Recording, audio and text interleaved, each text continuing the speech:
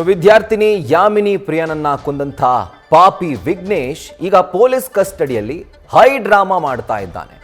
ನನಗೆ ಹೊಟ್ಟೆ ನೋವು ತಡ್ಕೊಳ್ಳೋಕ್ಕಾಗ್ತಿಲ್ಲ ಅಂತ ಹೇಳಿ ಪೊಲೀಸ್ ಠಾಣೆಯಲ್ಲೇ ಈತ ಡ್ರಾಮಾ ಮಾಡ್ತಿದ್ದಾನೆ. ಆಸ್ಪತ್ರೆಗೆ ಆರೋಪಿ ವಿಘ್ನೇಶ್ನನ್ನ ಪೊಲೀಸರು ಕರೆದೊಯ್ದು ಚಿಕಿತ್ಸೆ ನೀಡಿದ್ದಾರೆ. ವಿಘ್ನೇಶ್ಗೆ ಸ್ಕ್ಯಾನಿಂಗ್ ಮಾಡಿಸೋಕೆ ವೈದ್ಯರು ಸೂಚನೆಯನ್ನು ಕೊಟ್ಟಿದ್ದಾರೆ. ಸ್ಕ್ಯಾನಿಂಗ್ ಆದ ಬಳಿಕ ಕೋರ್ಟ್ಗೆ ವಿಘ್ನೇಶನ್ನ ಹಾಜರುಪಡಿಸಲಾಗಿದೆ. ವಿಘ್ನೇಶ್ನ ಕಸ್ಟಡಿಗೆ ಪಡೆಯೋಕೆ ಪೊಲೀಸರು ಸಿದ್ಧತೆಯನ್ನು ನಡೆಸಿದ್ದಾರೆ. ಬೆಂಗಳೂರಿನ ಶ್ರೀರಾಂಪುರದ ರೈಲ್ವೆ ಟ್ರ್ಯಾಕ್ ಬಳಿ ವಿದ್ಯಾರ್ಥಿನಿ ಯಾಮಿನಿ ಪ್ರಿಯಾಳ ಭೀಕರ ಕೊಲೆ ಕೇಸ್ಗೆ ಸಂಬಂಧಪಟ್ಟಂತೆ ವಿಘ್ನೇಶ್ನನ್ನ ಪೊಲೀಸರು ವಶಕ್ಕೆ ಪಡೆದಿದ್ರು.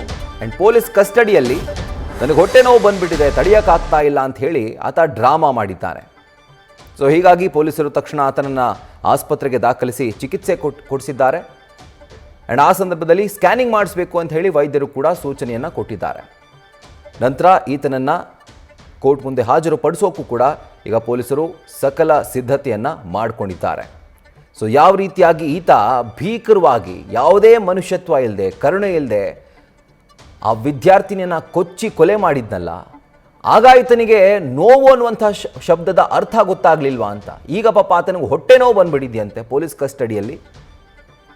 ಸೊ ಹೀಗಾಗಿ ಆತನಿಗೆ ಈಗ ಸ್ಕ್ಯಾನಿಂಗ್ ಕೂಡ ಮಾಡಿಸಲಾಗ್ತಾ ಇದೆ.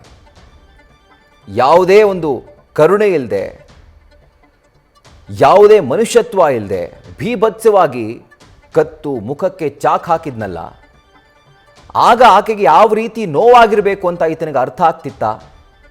ಆದರೆ ಈಗ ಹೊಟ್ಟೆ ನೋವು ನನ್ನ ಕೈಲಿ ತಡ್ಕೊಳ್ಳೋಕ್ಕಾಗ್ತಾ ಇಲ್ಲ ಅಂತ ಹೇಳಿ ಡ್ರಾಮವನ್ನು ಮಾಡ್ತಾ ಇದ್ದಾನೆ ಆರೋಪಿ ವಿಘ್ನೇಶ್. ಸೊ ಈತನ ಕಸ್ಟಡಿಗೆ ಪಡ್ಕೊಂಡಿರುವಂಥ ಪೊಲೀಸರು ತಕ್ಷಣ ಆಸ್ಪತ್ರೆಗೆ ದಾಖಲು ಮಾಡಿದ್ದಾರೆ ಆ್ಯಂಡ್ ಚಿಕಿತ್ಸೆ ಕೊಡಿಸುವಂಥ ಕೆಲಸವನ್ನು ಮಾಡಿದ್ದಾರೆ. ಪೊಲೀಸರಿಗೆ ಎಲ್ಲೋ ಒಂದು ಕಡೆ ಈತನೇ ಆರೋಪಿ ಅಂತ ಕನ್ಫರ್ಮ್ ಆಗಿರುತ್ತೆ, ಬಟ್ ಏನೂ ಮಾಡಲಿಕ್ಕಾಗಲ್ಲ, ಚಿಕಿತ್ಸೆ ಕೊಡಿಸಲೇಬೇಕು. ಗೊತ್ತು ಇವನೆಂಥ ಪಾಪಿ, ಇವನೆಂಥ ಕ್ರೂರಿ ಅಂತ ಹೇಳಿ.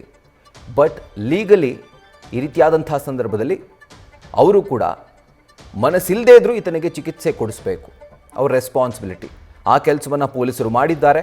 ಆ್ಯಂಡ್ ಈಗ ಈತನನ್ನು ಕೋರ್ಟ್ಗೆ ಹಾಜರುಪಡಿಸಲಿಕ್ಕೆ ಸಿದ್ಧತೆಯನ್ನು ಕೂಡ ಮಾಡಿಕೊಂಡಿದ್ದಾರೆ.